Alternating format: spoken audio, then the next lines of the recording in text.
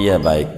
Jadi kata Nabi kita Muhammad sallallahu alaihi wasallam, inna ahaqqa ma akhadtumul ajra kitabullah.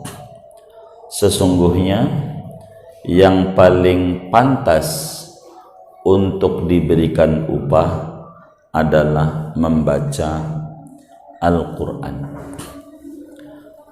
Sehingga sebelum kita ngomongin wafat, masih hidup, dulu ada namanya cicitnya Rasulullah sallallahu alaihi wasallam, namanya Ali bin Husain bin Fatimah binti Rasulullah sallallahu alaihi wasallam. Nabi punya putri, salah satunya Sayyidatuna Fatimah Az-Zahra. Fatimah punya anak, salah satunya Imam Husain. Imam Husain punya anak, salah satunya Imam Ali Zainal Abidin. Ali Zainal Abidin punya anak, salah satunya Muhammad Al-Bagir. Ketika Al-Bagir umur 5 tahun, suruh ngaji Quran di TPA. Kata Imam Ali Zainal Abidin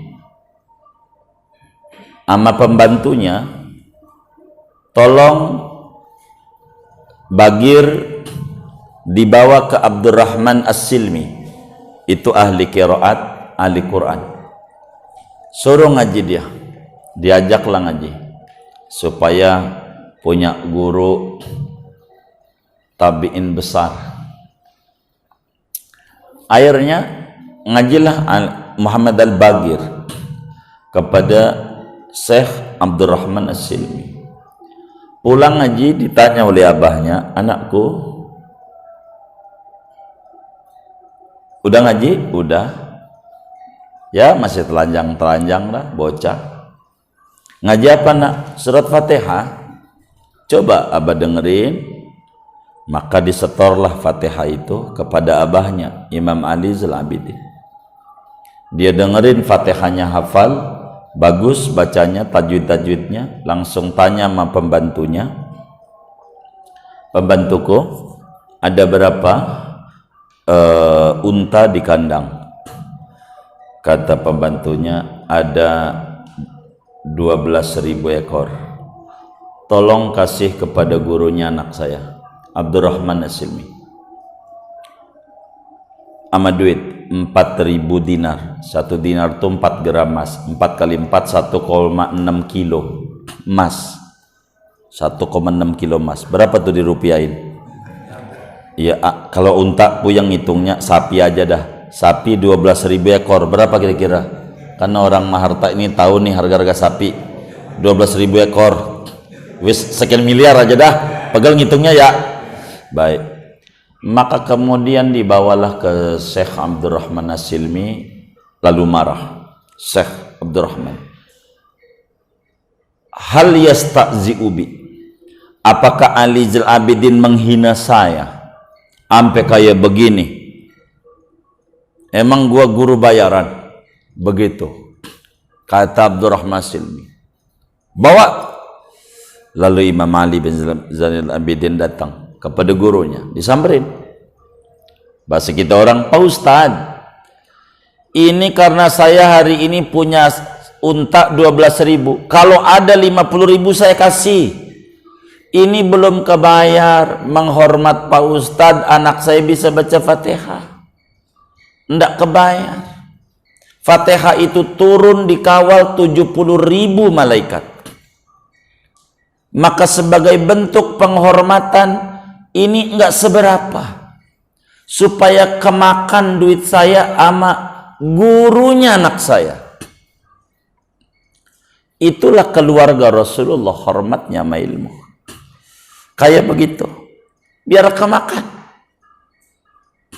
duitnya. Enggak kayak gitu, anak di TPA sampai 3 bulan, sampai gurunya bilang, ini listrik udah mau mati, belum bayar-bayaran. Ini namanya orang tua yang tidak peduli sama agama. Yang kayak begini, enggak pengen duitnya dia kemakan sama gurunya, enggak mau, enggak kemakan. Maka Imam Ali Zainal Abidin kasih. Akhirnya diterima oleh Abdurrahman As-Silmi. Hanya Fatihah doang. 12.000 ekor. Sama duit 4.000 dinar. Kita penghormatan nama guru, ndak ada apa-apanya. Ndak ada. Jauh. Ini Ali. Itu masih hidup. Bagaimana udah mati? Maka dulu di dalam Sahihul Bukhari namanya disebut hadis Sayyidul Hayy.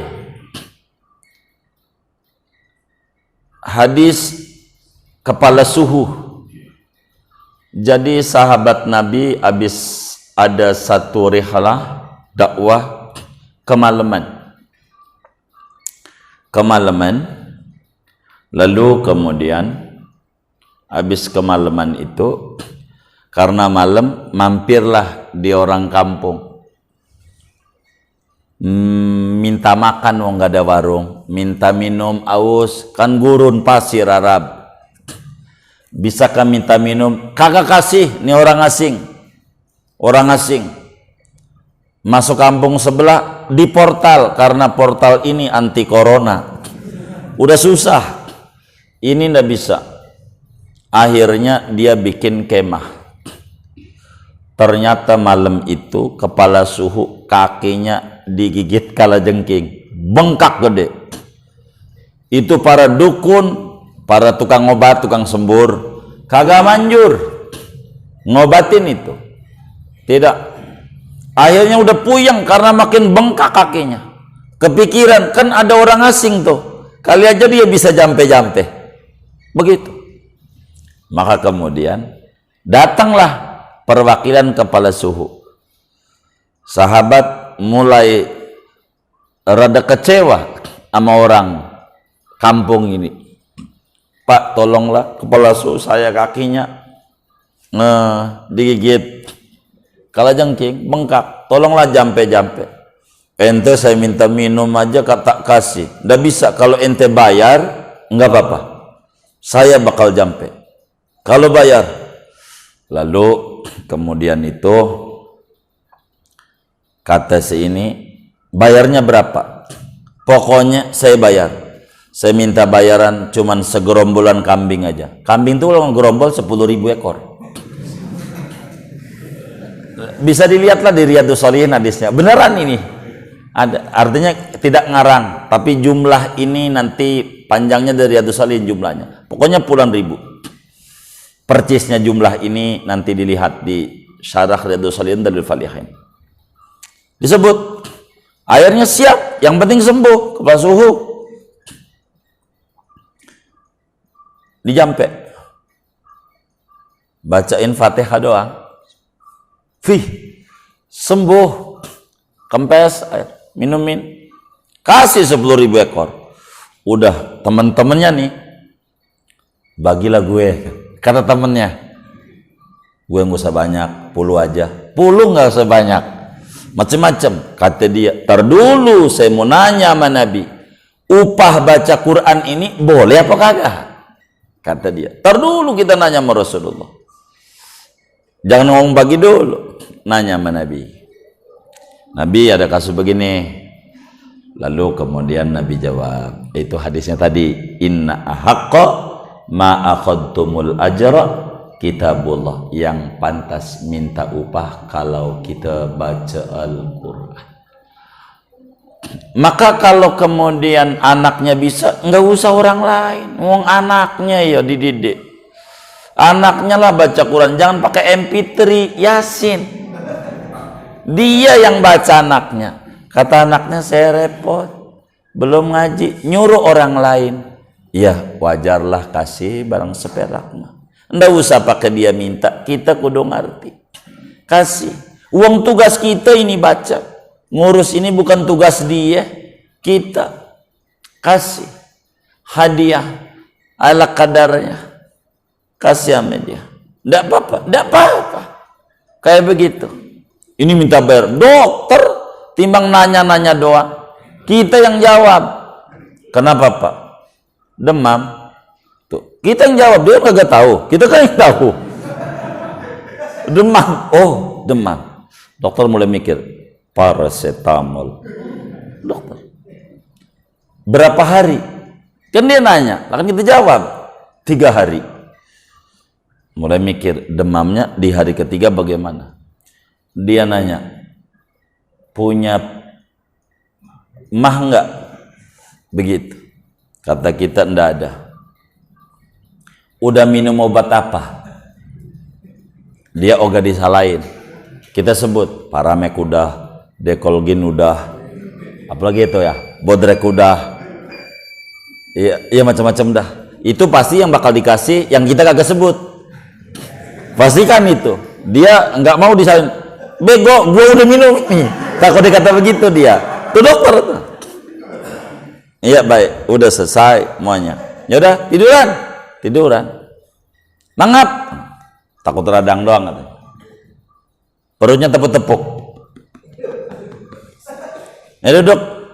Coret-coret. Bayar aja 150.000. Bayar apa? Nanya-nanya.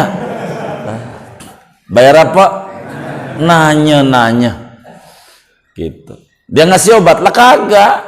Obat kudu nebus di apotek. Bayar lagi. Dia nanya-nanya doang. Kita kasih hargai ilmunya dia. Masa dia baca Yasin buat orang tua kita nggak hargai? Tinggian agama apa tinggian dunia di mata kita, itu mau terserah kita punya jiwa. Begitu. Terserah kita punya jiwa. Enggak mintalah si ustadz itu, tapi menghormati.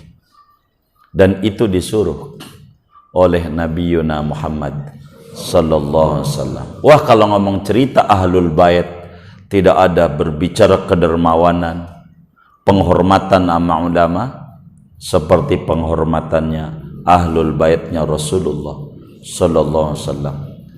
Kalau mau diterangin panjang, tapi saya kira segitu udah cukup. Masih panjang di dalam kitab Nurul Absar fi manaqibi ali baiti Nabil Mukhtar, dalil-dalil yang cukup panjang.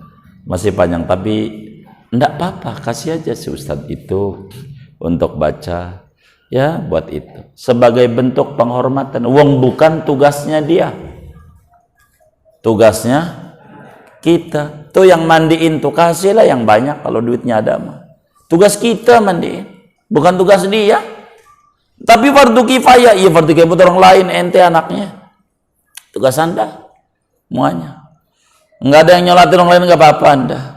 Tapi kita manggil orang lain, ya menghormati. Disuruh oleh Nabi, malam yashkurin nas lam yashkurillah. Siapa yang tidak makasih sama orang, dia belum berterima kasih sama Allah. Lakan makasih itu. Orang kayak begitu, kita hormatilah dia, walaupun dia tak minta. Gitu, kita hormati. Kalau kata Imam Ali, ana abdu man allamani walau harfan wahidan. Menantunya Rasulullah bilang, saya ini adalah budak dari orang yang ngajarin agama sama saya sehuruf. Ngajarin Quran sehuruf. Saya ini ibarat budak, terserah dia. Saya dijual, saya dijadiin budak, saya dimerdekakan, terserah. Sebab saya tak kebayar untuk sehuruf. Jadi kata ulama, inna ahaqqal haqqi haqqul muallimi. Sesungguhnya hak yang pantas diberikan adalah guru TPA itu, guru Quran.